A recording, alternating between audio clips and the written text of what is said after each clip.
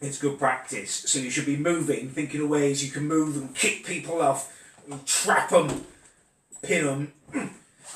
So you need to be doing that for about 5 minutes a day. You want to try and kind of flip them down. And you want to be up lightning quick, lightning quick. What I would do is imagine you've got someone coming at you, and look at me, look at the way I'm moving round like this. This is a good starting move. And as you get more confident, you can move some spins into it, which is what I'd be looking to do if someone's coming at me.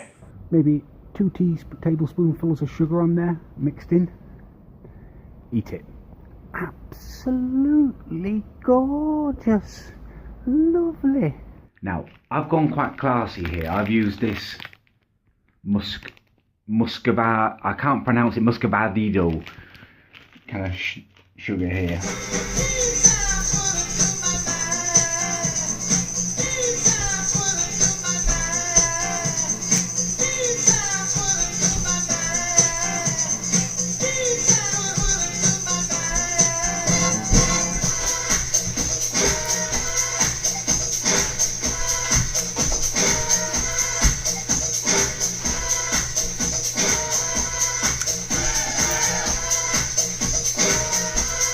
Dark.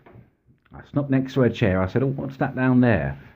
Bent down till my arse was level with her face, slipped one hand round, farted, and it was a special fart because she'd been forcing this vegetarianism on me.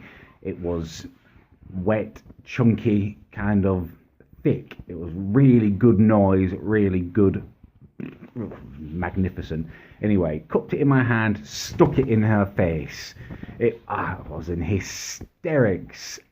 Absolutely hysterical. I'm leaning into the bloody refrigerator. I'm trying to choose between a selection of American snacks and a selection of Indian snacks to accompany the Chinese snacks, right? And she just leans in and her head pushes into mine. It's ridiculous. And you know what she says, right? Like, oh, I'm sorry or something. She looks at me in an aggressive manner and she says, excuse me? Why are you excusing yourself now? I say to you, normally say excuse me before you push someone out the way, right? It's her fault. And she looks at me and she says, where are your manners? Where are my manners? Rah.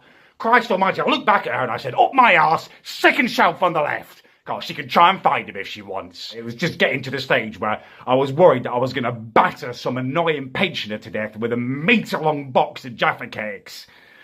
Oh, God. What do you mean I loved it? She said I got so excited that I had to be put to bed before the end of the party because I pulled down my trousers, stuffed my little winky between my legs. I was pretending I was a girl telling them to look at me. Doing that whole mangina thing where your winkles stuck between your legs and you look like you've got a vagina.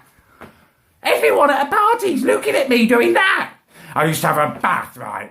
And I used to rub my little Willy Wonka, my little winkle with a sponge and give myself a little rudimentary erection. And I used to call everyone in to look. I used to say I was a magician. Look at my magic trick. Look at my magic trick. I've made it grow. So what the hell? What did you do? Why would you let me do that? What did you do about it, Mum? Said, oh, we thought it was hilarious. We used to call everyone in whenever your auntie was there, your uncle, your grandma. I'm wanking off in front of my family. How's that hilarious? It's perverted. It's wrong. Oh, my God. Anyway, I thought I'm just going to go check it out, make sure they're not having some kind of joke on me, putting salt in my tea or something. Walked in there, my mum's popping one of her Valiums into the tea. Straight away I confronted them. What the hell do you think you're doing? What's going on? Sneaky peeks. And anyway, they started explaining to me, trying to make it sound all logical. Oh, Callum, we were worried about you. You know, when all this stuff with your videos kicked off, you just seem to be getting too angry. It's my anger.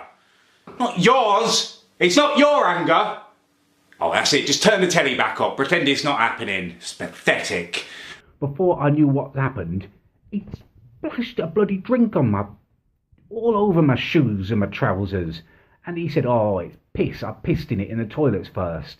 And I know it's just Sprite or Fanta that he's warmed up in his hands, but it's disgusting. I've had to chuck my Converse out because of it, just in case. Well, I say Converse, they were £8 in Primani. You're welcome. But it's the point, they were my favourite shoes.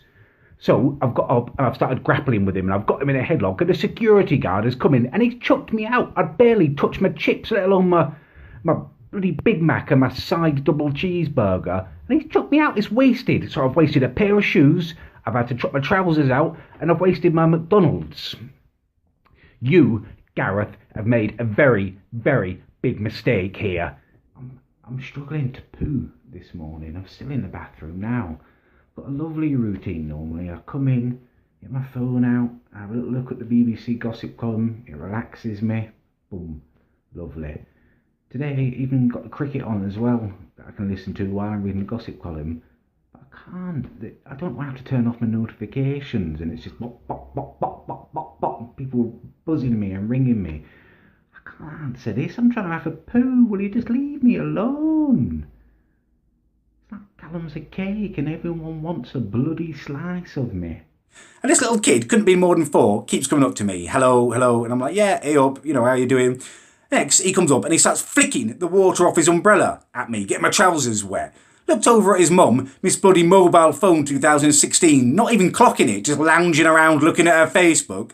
So I went up and told her what's happening. And she looked at me like I'd gone mad. He's just a kid. He's just having fun, just running around. If he's running around, he's not a bloody chicken. He shouldn't be free range. He's a child. You should keep him close to you. So I thought, well, I don't want to make a big deal of it. So I've gone and stood away from him a little bit.